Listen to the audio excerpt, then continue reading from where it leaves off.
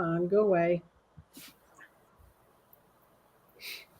All right, so I have to upload another video for Angie. So Angie's going to start this one while I figure out technology. Okay, so it's another weird fact. All right, so we're going to talk about more of this unnamed mystery illness, and I'm sure we're all sick to death of hearing it at this point. But there's discussion on it.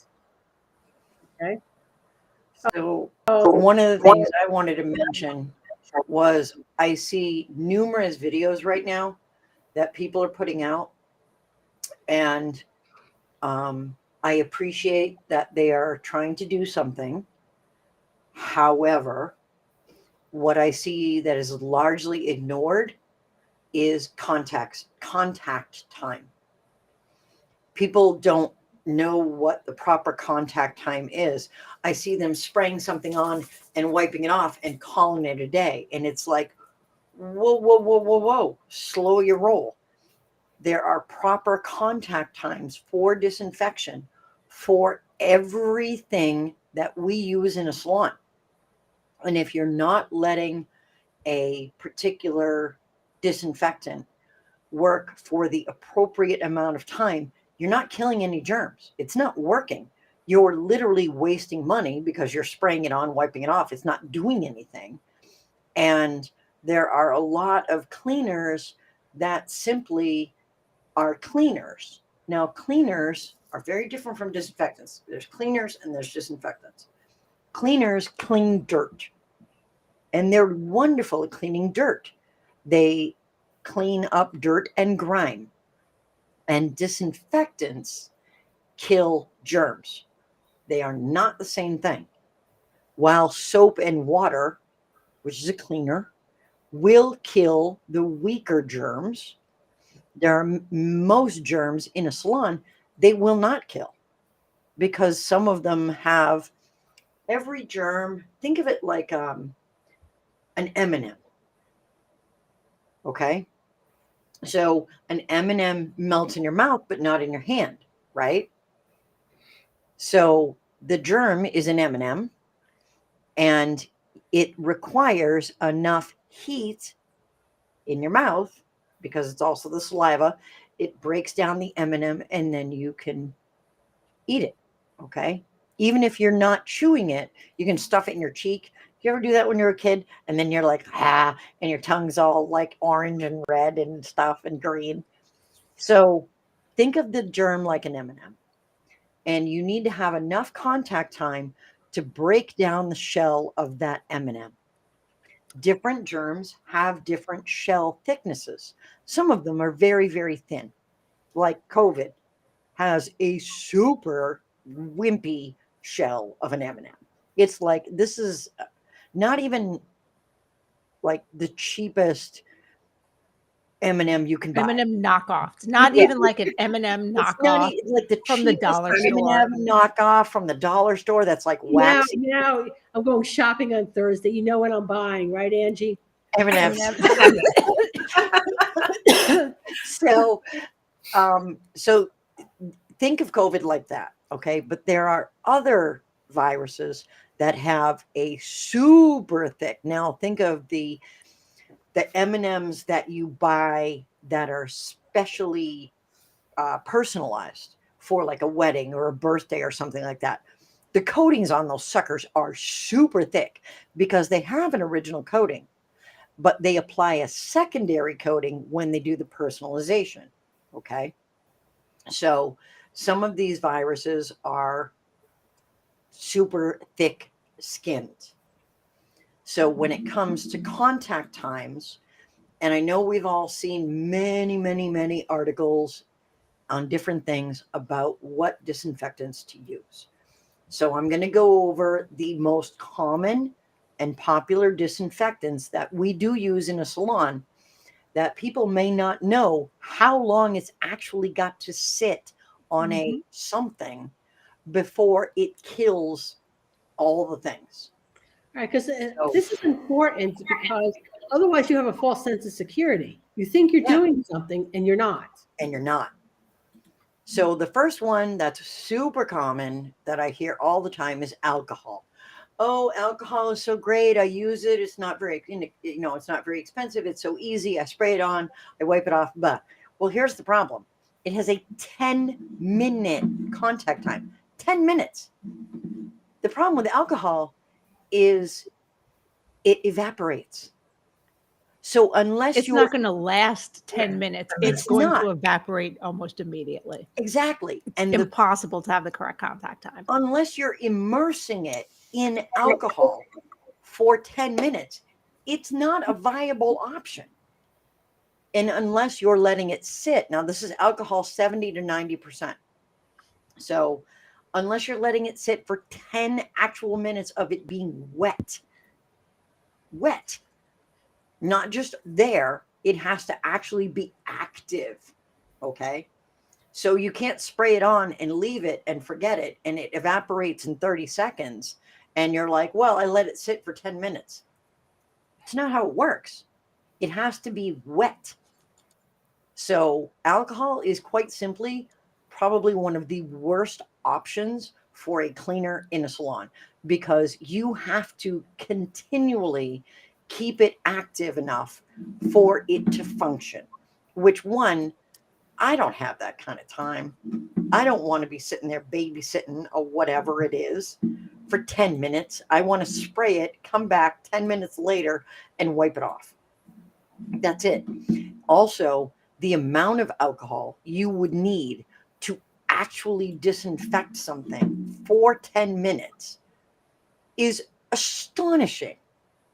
So that's just not cost effective. It's not a good option. So then we have accelerated hydrogen peroxide. Now, there's a lot of different types of accelerated hydrogen peroxide made for kennel use and things like that. Contact time, 3 to 5 minutes. However, it eats metal. Okay. It is corrosive. So you must know this and use it on non-metallic objects. So while you say, well, I used it on my shears before and it was fine. I'm sure it was to the human eye. However, guarantee if you use it over time and you hand those shears to like Mo, he's going to go, this is pitted. What have you been doing with these things? So you have to be mindful that while it is a phenomenal disinfectant, and it works great for crates, not crate doors, crates, like the plastic, the airline. The very kennels. Like The very- very kennels. Mhm. Thank you. Works phenomenal for very kennels. But if you have a metallic cage bank, I don't recommend it. I don't, because it does break down metal. Yes, it does take time. It's not going to happen the first day you use it. It may not happen in the first 6 months, but over time you're going to get pitting. Pitting creates rusting. Rusting creates, a destruction of the metallic object. So then the next thing we have is chlorine compounds, which is 10% bleach and water. And that's 10 minutes. And do not at any time mix bleach with anything else other than water. Just don't. Because you can create a gas that is lethal.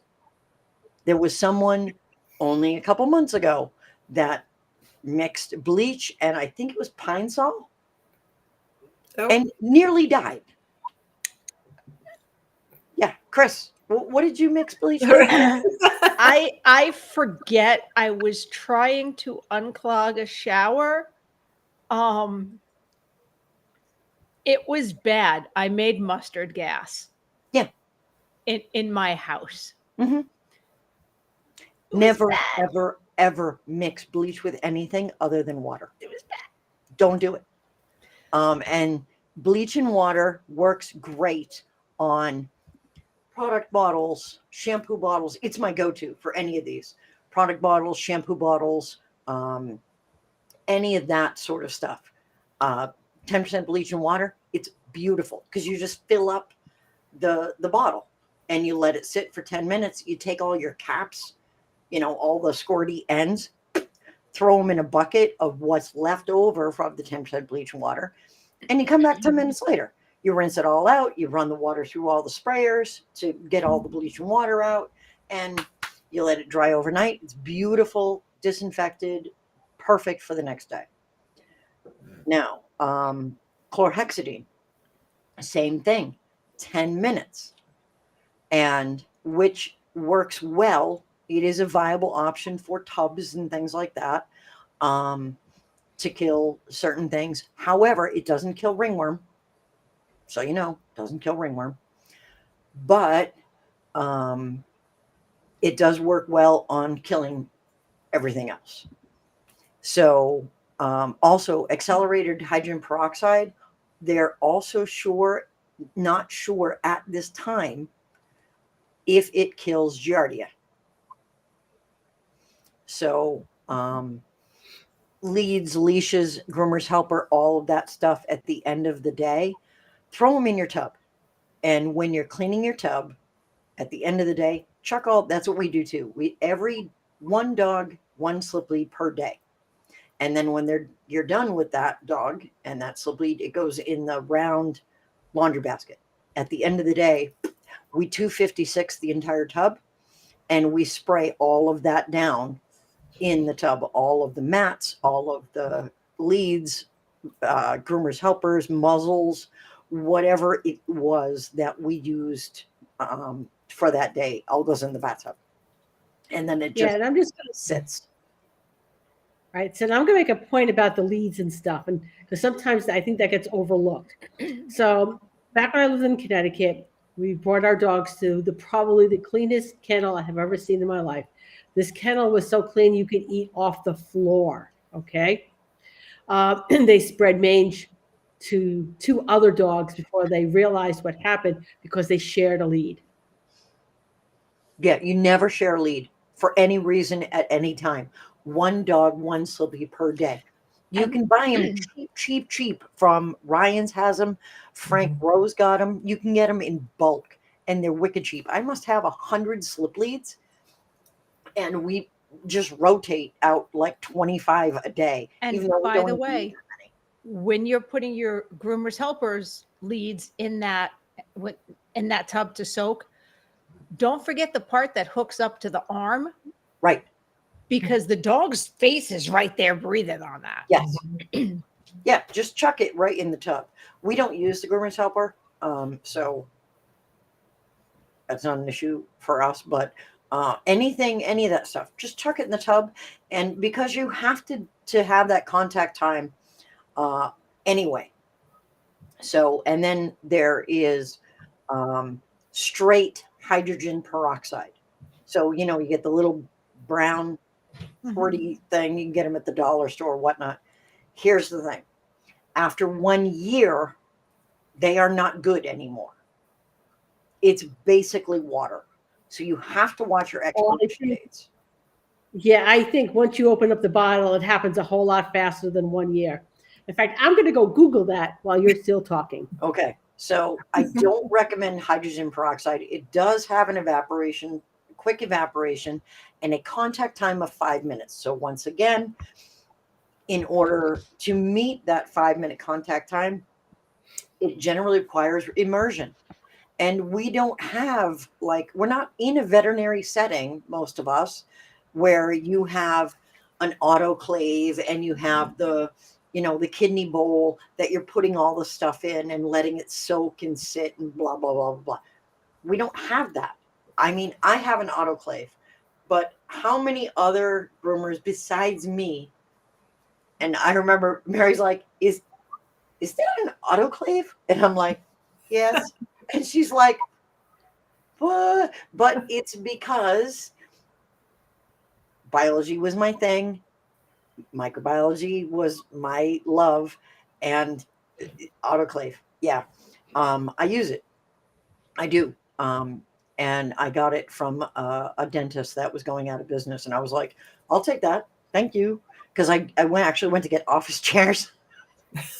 Ended up with office chairs and an autoclave.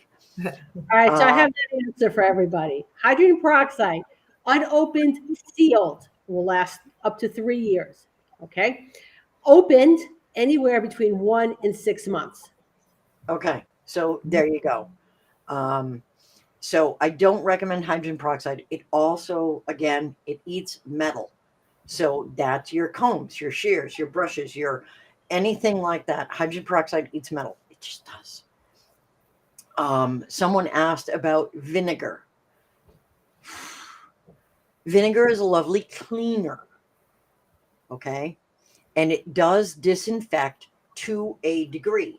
However, in a salon, it does not kill most of the things that we need it to kill.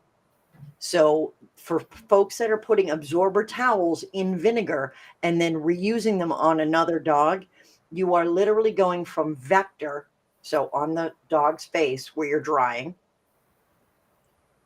keeping, not killing the germs, putting it in vinegar, taking it out, and smearing that same thing right on the next dog's face. So you may as well just put your hand in this dog's mouth and go, and then stick it in the other dog's face. Because whatever the first dog has, I guarantee you there is not an easier way to spread it to the second dog. Vinegar does not kill most of what we need to kill in a salon. Vinegar is not a good option. Because vinegar is slightly acidic. Sorry? Yeah. Vinegar is slightly acidic, which is what makes it a good cleaner. Yeah. Did you hear me? It works great on, like, you should be cleaning before you're disinfecting in order for optimum results. Okay. So soap and water, vinegar and water, these are all fantastic to get the dirt and grime off. However, because we do what we do and we deal with the hard shell M&M germs in some cases in a dog setting, cat setting, rabbit setting, you need something a little more with a little more oomph to get off that whole shell of that M&M to kill it. Vinegar is not going to do the job for you. So, Odoban, somebody asked about that. I do not have the contact time for Odoban. Mary, can you look that up for me, please? Because I do know many people do use it, and I forgot about that one.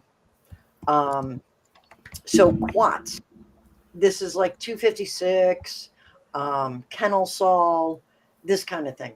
And those are 5 to 10 minutes. It all depends on the brand. So you have to look at the super teeny fine print on that bottle. And what I do, because I'm old and the print is so boogeredly small, I take my phone and I turn it on camera and then I take a picture and go, what? And now I can see it. Odoban has a 10-minute contact time. Okay, so 10-minute contact time for Odoban or And here's Odoban. the other thing too: you have to mix it in the right proportions. Yes, what I do is, okay, everybody's going to be hitting the dollar store after this, and it happens after every one of my classes. Everybody's like, I went to the dollar store. Now, here's what you need. You need to go and get the measuring cups at the dollar store, okay? And then you need to go get carabiners over in the other aisle. Because what you're going to do is you're going to take that carabiner and you're going to clip the appropriate measuring cup to the solution, whatever it is. If it's bleach and water, for bleach, you clip the whatever cup you need for the bleach to make your half gallon or gallon at a time of bleach and water. If it's 256, you clip the cup and the carabiner to your 256, your Kennel Sol, your accelerated hydrogen peroxide, whatever it is. So you're going to buy 3 or 4 of them, and then you're going to get 3 or 4, however many, with each one. So for all your different cleaners, whatever they happen to be, however many, because they come with a clip. So and that's what I do. So nobody can screw up how much it is. It's never a guessing game. The measuring cup is literally attached to the bottle. That's what we do. It's great because then Yeah. like you don't have to worry about any of it. No. Employees, anything like it. If it gets mixed wrong, that's because they did it wrong. But it's right there. It's not because they couldn't find the tool. Right. It's because they weren't doing it right. Yes. Mhm. It's literally, you pick up the bottle and the thing is Just dingling. dingy, dingy, dingy. You unclip it. It's, Can All I right. tell you how many arguments I had at the very, very beginning of my grooming career? Because I worked for a corporate salon and they had a dispenser to dispense quat and all the different cleaning fluids. And they had it set up so you could put a nozzle on it and get the correct dilution okay. and fill it just by putting on a nozzle and pressing a button and it fill it correctly. But everyone knew how to bypass that to make it stronger because you want to make it stronger. No, you don't. I have an issue with chemicals.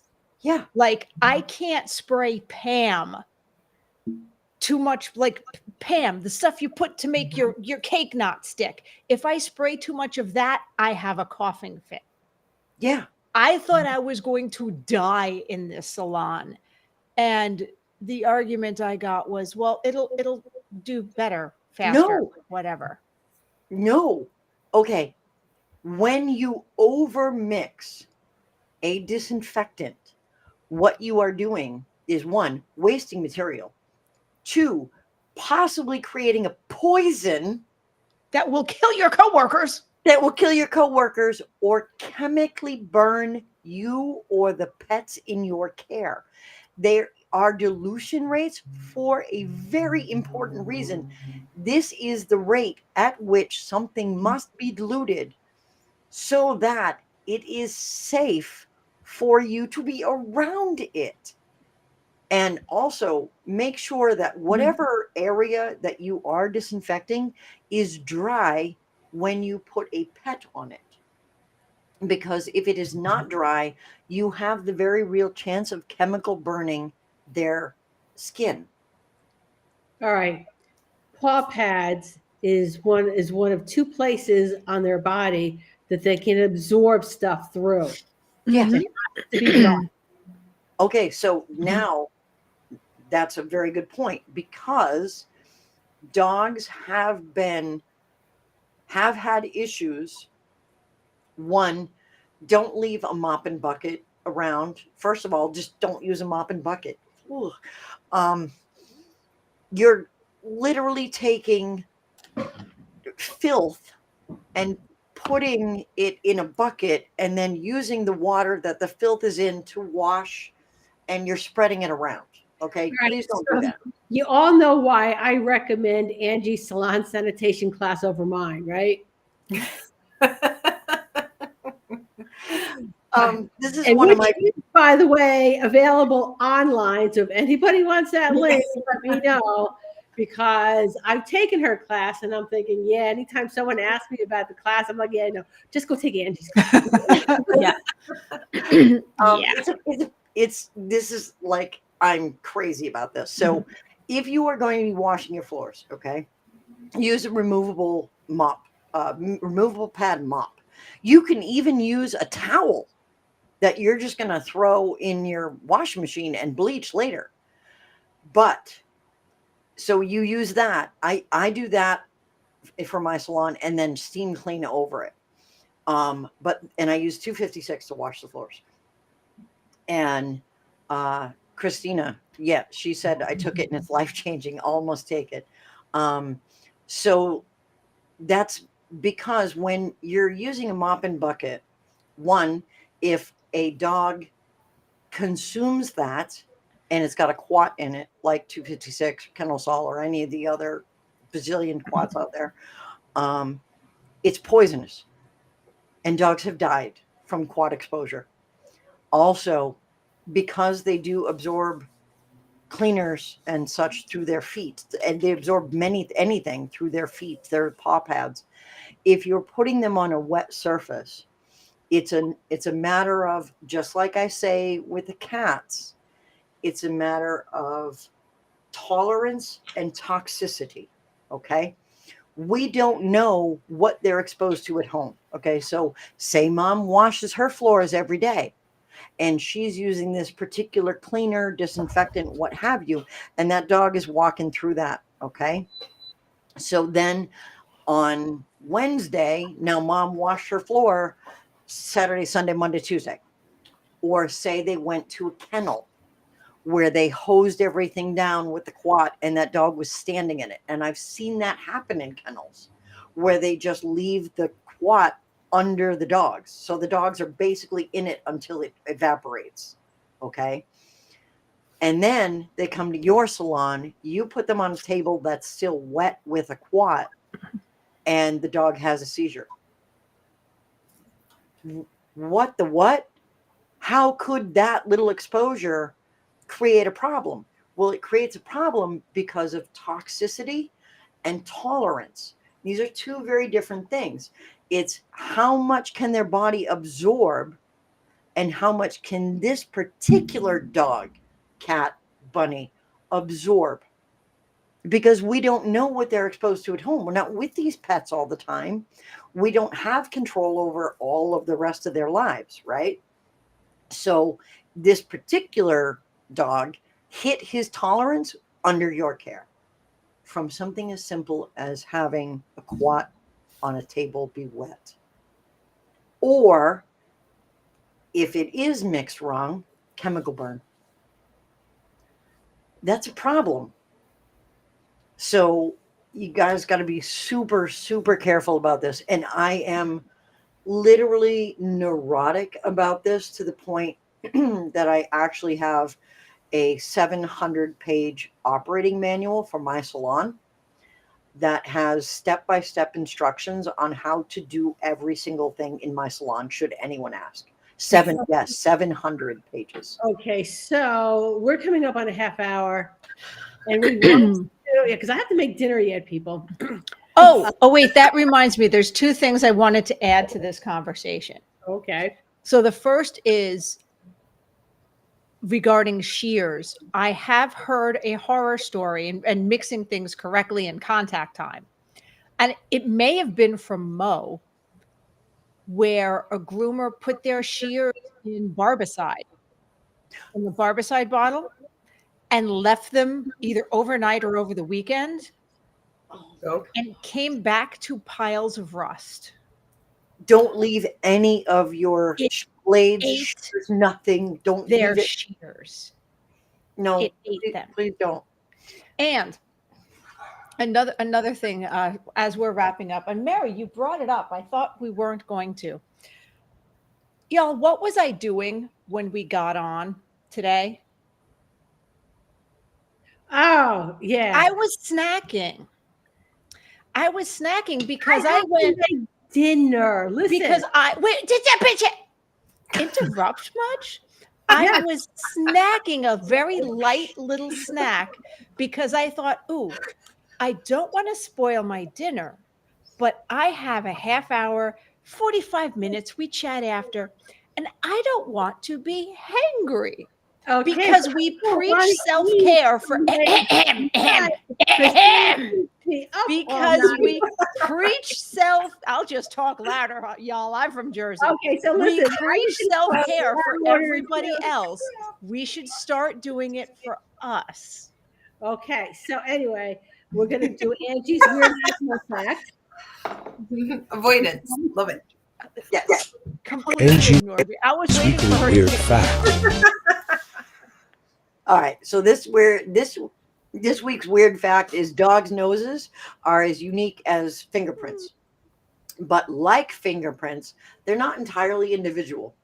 So there is a slim chance that one will be similar enough Angie's weekly weird fact. to be thought to be another one. Like fingerprints are not, many people believe human fingerprints to be completely unique. They're not. There have actually been, I believe it's 332, 334. It's around there. Number of cases where fingerprints thought to belong to one person, in fact, belonged to two. Well, So unfortunately, they were prosecuted because we got your fingerprints. Blah, obviously, you did it. Turns out, also, isn't it the technology too? Because it's not like they take computer images and go over and go 100%. well, they do now.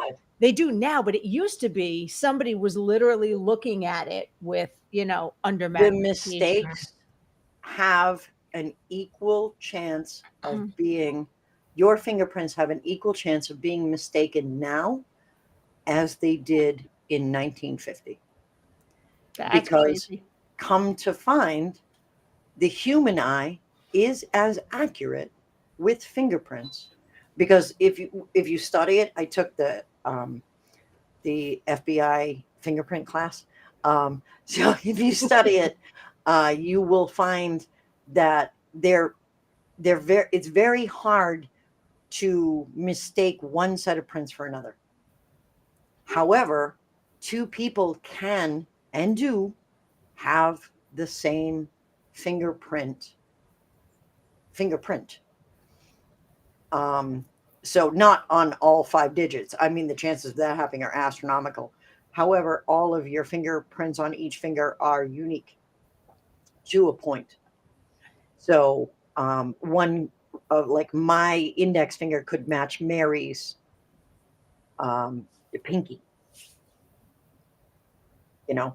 So dog noses are equally as unique, and they have the same print and the same patterning as, say, a fingerprint. So your dog's nose, each of your dog's noses, is wholly different than every other dog's nose for the most part. Cool. That was cool. That's very cool. All right. So we'll be back next week. Okay. With And another very fun Or fact. taking care of herself once again. Hold on a second, Chris. Hold on a second. She's gonna boot. Are there any other questions on? She's Deleted. totally just- Canceled. Okay. Are there any other questions She's before still we here. go? She's just not on camera anymore. So, But she's fully aware I booted her. and I'm pretty sure she's also flipping you off right now. No, sure. I'm just guessing.